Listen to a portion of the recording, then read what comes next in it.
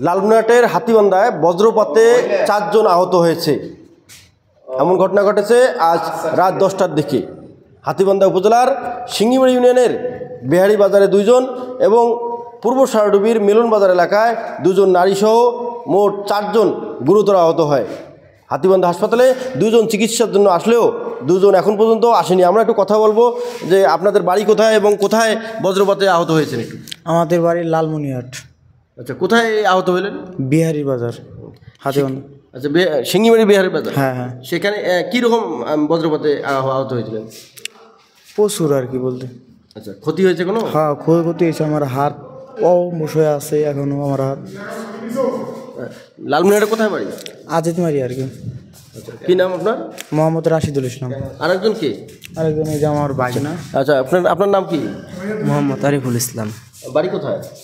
বাড়ি একই জায়গায়, লালমনিরহাট। আচ্ছা, জি ধন্যবাদ। আমরা একটু কথা বলবো হাতীবান্ধা উপজেলা স্বাস্থ্য কমপ্লেক্সের চিকিৎসক হিরণময় বর্মন সাগর সঙ্গে একটু কথা বলবো আপনার সঙ্গে যে আসলে বজ্রপাতে আহত কতজন আপনারা পাইলেন বলুন তো? আজকে তো আমরা 2 জন পেলাম, গত কিছুদিন আগেও একজন পেয়েছিলাম বোর্ডের হিসাবে। তো ইদানিং তো আবহাওয়া চেঞ্জের কারণে আর আমাদের এই জায়গাটা বজ্রপাত প্রবণ। তো এখন একটা পরামর্শ সবার থাকবে যে আসলে ইলেকট্রিকেশনে অনেক সময় খুব সিভিয়ার হতে পারে, যে দেখা যেতে পারে তাৎক্ষণিকভাবে পেশেন্টের মৃত্যুও হতে পারে, অথবা দেখা যায় যে সেখান থেকে রক্ষা পেলেও তার শারীরিক অনেক অক্ষমতা দেখা যেতে পারে।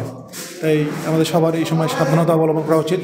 বিশেষ করে এই সময়ের যেহেতু আমাদের এই সময়টা বৈশাখী ঝড় বা বজ্রপাতের প্রবণতা বেশি, তাই বৃষ্টিপাতের ক্ষেত্রে একটু সাবধানতা অবলম্বন করা উচিত বলে আমি মনে করি। আচ্ছা, তাৎক্ষণিক কি কোনো প্রাথমিক চিকিৎসা আছে নাকি বাড়িতে যদি কেউ? আসলে তাৎক্ষণিক চিকিৎসা যখনই ইলেকট্রিশিয়ান পাবে সেই জায়গা থেকে তাকে ওখান থেকে সরিয়ে নিয়ে আসতে হবে। সরিয়ে নিয়ে এসে তার যে জায়গাগুলো এখানে অনেক সময় বার্ন হয়, বার্ন হলে সেই যে তার যে কাগজ চোপড় যেগুলো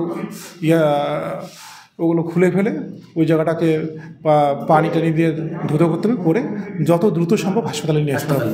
জি জি জি ধন্যবাদ। আমাদেরকে হাতীবান্ধা উপজেলা স্বাস্থ্য কমপ্লেক্সের চিকিৎসক হিরণময় বর্মন সাগর তিনি আমাদেরকে যেটি জানিয়েছেন, একটি পরামর্শ দিয়েছেন যে তাৎক্ষণিক তার প্রাথমিকভাবে পোশাকগুলো খুলে একটু ধৌত করে উপজেলা স্বাস্থ্য কমপ্লেক্স অথবা উন্নত চিকিৎসার জন্য বিভাগীয় কোনো স্বাস্থ্য কমপ্লেক্সে নিয়ে যাওয়া ভালো হবে, এমনটাই জানিয়েছেন উপজেলা স্বাস্থ্য কমপ্লেক্সের চিকিৎসক।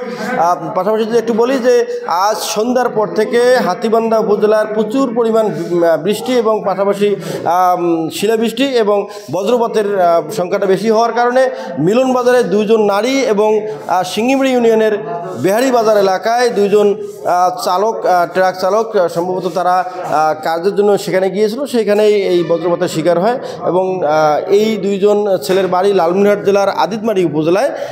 তারা এসেছিল হাতীবান্ধা উপজেলার সিঙ্গিমারি ইউনিয়নের একটি কাজের সন্ধানে। সেখানে এই বজ্রপাতের শিকার হয়ে আহত হয়ে হাতীবান্ধা উপজেলা স্বাস্থ্য কমপ্লেক্সে চিকিৎসা নিয়ে তারা এখন কিছুটা সুস্থ রয়েছেন বলে জানিয়েছেন আমাদেরকে। M A Rahim, news channel 24, Lalmonirhat.